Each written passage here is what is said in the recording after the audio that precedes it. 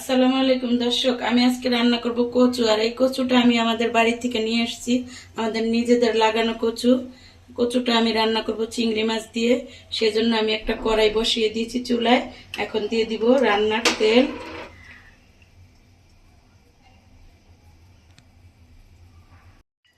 এখন দিয়ে দিচ্ছি পেঁয়াজ।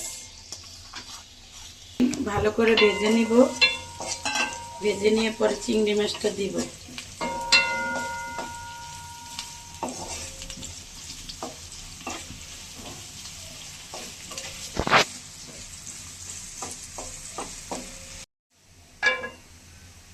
এখন দিব চিংড়ি মাছগুলো। চিংড়ি মাছটা আমি একটু ভাজা ভাজা করে নেব।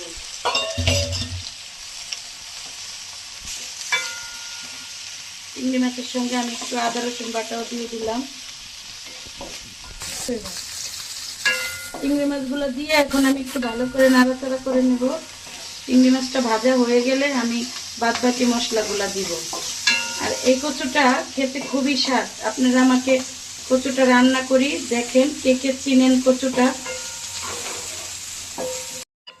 আমি অফ ক্যামেরা একটু পানি দিয়ে দিছি কষানোর জন্য। এখন বাদ বাকি মশলাগুলো দিব। দিচ্ছি হলুদ, দিব মরিচের গুঁড়া,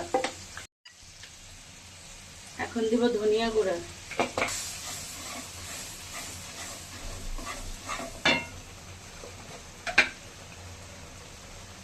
দিয়ে দিব লবণ।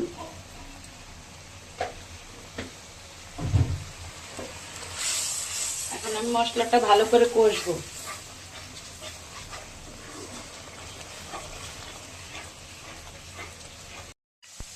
মশলাটা কষানো হয়ে গেছে, এখন আমি কচুটা দিয়ে দিচ্ছি। এই কচুটা খেতে একদমই আলুর মতো, মনেই হয় না যে এটা কচু।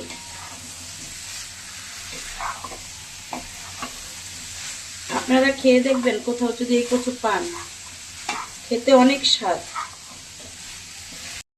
কচুটা কষানো হয়ে গেছে, এখন ঝোলের জন্য পানি দিয়ে দিব।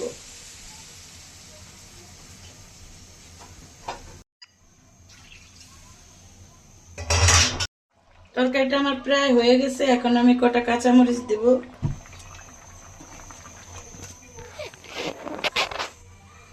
আর দেব কটা ধনিয়া পাতা।